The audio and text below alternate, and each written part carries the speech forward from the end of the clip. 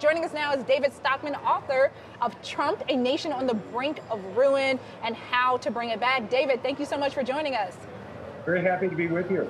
All right, Trump is always in the headlines. Again, I got to start off with what he said today. He said he still opposes this AT&T Time Warner deal. The stock for AT&T down slightly on the day. Is this going to be something that he steps in and does not, let regulators approve? I don't know whether that's likely to happen or not. I hope, it isn't approved. The massive M&A deals that we've had really aren't based on economics. They're just based on cheap debt and the fact that the Fed is inflating this huge bubble, and people who do these giant transactions get rewarded by the fast money in the stock market. And I think that's one of the issues that we have here. This is a totally artificial market. Trump was right about that when he said it's one big, fat, ugly bubble. The irony is that we're having this post-election surge, after the shock of his election, when, in fact, I think this is the greatest suckers rally in recorded history. I think Trump is the great disruptor. I welcome that. I actually voted for him. Someone had to stop the Wall Street, Washington ruling class, from wrecking everything, our financial system, the enormous amount of intervention that we're doing abroad that is failing and counterproductive. But the idea that somehow everything's going to be great now and there's going to be this huge Trump reflation or stimulus, and the economy's going to be off to the races and stocks should be going even higher, I think is crazy. There's going to be a Trump fiscal bloodbath, not a stimulus.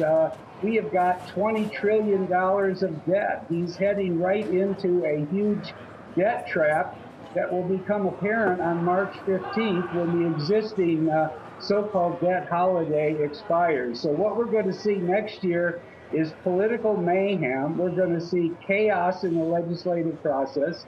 I don't think any tax bill is going to be adopted for a year or even longer. If we do have one, it'll be pretty much deficit or revenue neutral. It might be helpful for the long run, but it won't be stimulative in the short run.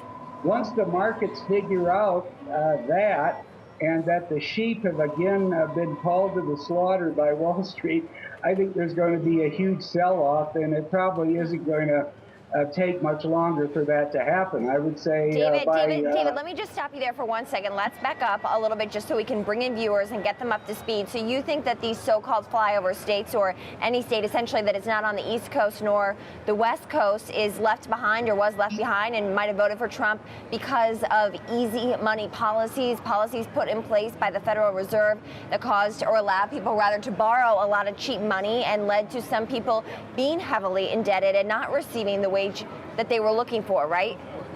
Yeah, I agree with that. For the last 20 years, we've had this massive monetary inflation. The balance sheet of the Fed, has gone from $200 billion when Greenspan started in the late 80s to $4.5 trillion today.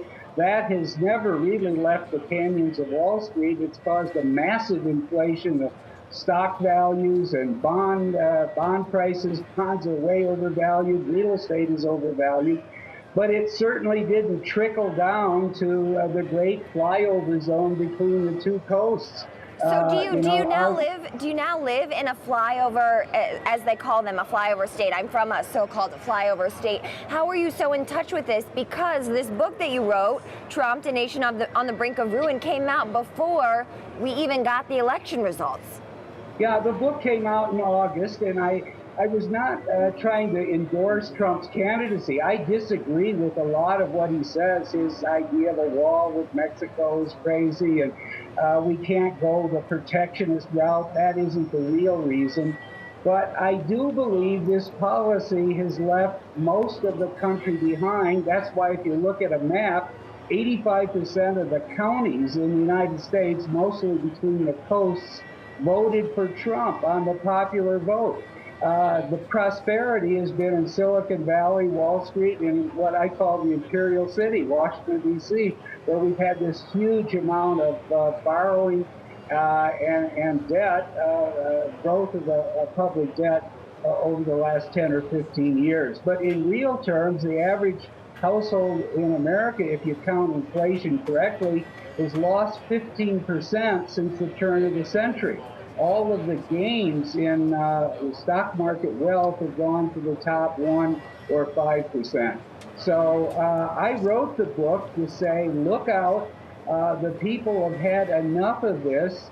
The rubes in Flyover America aren't going to put up with it much longer. I didn't really think that Trump would win, but I understood why the Trump phenomena has occurred. Now, lo and behold, he's on the way to the White House, and there is going to be pure chaos in Washington for the next 4 years because the ruling class does not want him to change the direction of the country. Right, That's David. what When you talk about Trump being this kind of great disruptor, I mean, we did see that Trump rally as kind of the run-up to the end of the year. Stocks kind of starting off, a little volatile at the start of 2016. But with Trump as a disruptor, and you talk about debt, and you talk about taxes, how confident are you that he's going to be able to put a meaningful tax plan in place that's going to and be able to develop a major infrastructure around his, three-tier tax plan?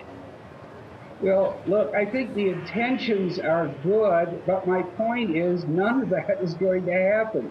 An infrastructure stimulus of $1 trillion won't happen in a month of Sundays because it won't even get through the Freedom Caucus in the House, and it shouldn't. It'll be a huge boondoggle.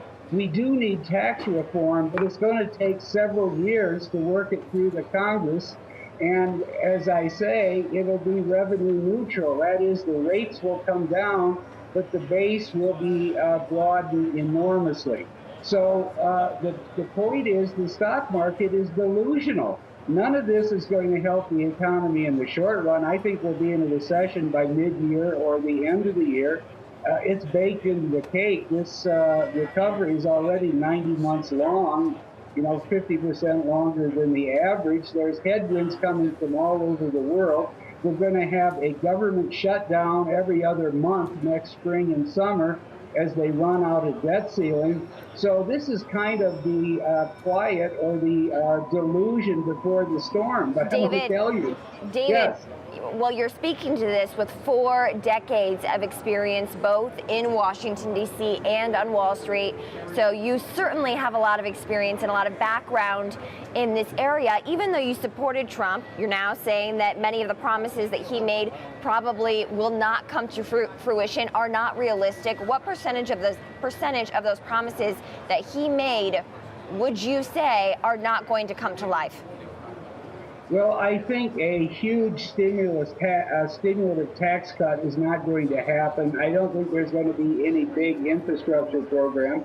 I do think he'll make some headway in rolling back regulations, but that will take years to have any real impact because the main thing he could do is cancel all the executive orders and regulations that the Obama administration has been rushing through in the last few months. So I think there will be headway on regulation. I think they will try to repeal Obamacare, but they're going to end up repealing it with a 2-year fuse. That is, it won't become effective for 2 years, so they can figure out what to replace it with. And I think it's going to be very hard to get a legislative majority or a consensus on what to do. So I think people ought to understand that when we elected disruptor, I didn't expect any solution, any progress. I just wanted the machine stopped. I didn't want another Bush-Clinton administration and a Fed that continues to inflate this massive financial bubble and a public debt that continues to grow into the 20 trillion plus zone. And I wanted an administration that was willing to say, hey, we can't be the policeman of the world and go around intervening and droning and bombing and wrecking things all over the world. There is some hope that Trump will make a deal with Putin. I think that would be a wonderful thing. There is some hope that we can begin to pull back from this, failed foreign policy of intervention everywhere in the world. David, So David, if we just go back to the markets for a second, I mean, you referenced Sure. this fiscal bloodbath that you say could happen in Washington over the next year when Trump takes office. But even back before the election, a few days before the election, you gave an interview saying you were urging investors to actually sell stocks and bonds before the presidential election. But then we see the markets turn into this really huge rally leading up to the end of the year. Where do you stand now on how investors should be looking at their portfolios? I think they should be selling anything they can put their hands on. Sell the stocks, sell the bonds, get out of the casino. Because as I said, this is the greatest suckers rally in history. And maybe you missed the 8% that has gone up since Election Day if you followed my advice. But when the market drops 20 or 30%, which I'm absolutely convinced is going to happen within the next year or so, you'll be happy that you didn't hang on till the last minute, because they don't ring a bell. They don't tell you. In fact, I think this rally is being used by the smart money in Wall Street to unload their positions day by day on all the home gamers who have been tricked and suckered into the market one more time. Wait, so if the markets are going to lose 20%, as you're saying, within the next 12 months, the inevitable, as a lot of people on the floor here think, it is inevitable that we're going to hit Dow 20K. We've been retreating further and further away from that number, well off the lows of the day. The Dow now trading at 19,895. You're saying then that we're not even going to get to Dow 20K at any point in the next year. Oh, you might get there because, as I said, this is a suckers rally, and they can run up the market by 100 points on the Dow in a few minutes if all the fast money is leaning the same direction at the moment. In fact, I think they're just trying to paint the tape, so-called. They're trading chart points, and the robo machines and the day traders may end up tagging the 20,000. And then look out below, because this is not a sign that everything is good. This is a sign that the last suckers are being called to the slaughter. David, are you telling us that you don't have a single penny in the market right now, not in stocks, not in bonds? Absolutely not. Wow. Okay, well, I will say, too, before we wrap this, I do think that this falls a little bit into the contrarian bucket, because we've had many guests on the show saying that they think we are still in a long-term bull market. So for viewers just tuning in, I just want to put that in a broader perspective. But David, thank you so much for joining us. We really appreciate it. David Stockman, author of Trump's A Nation on the Brink of Ruin. Thank you. Good to be with you.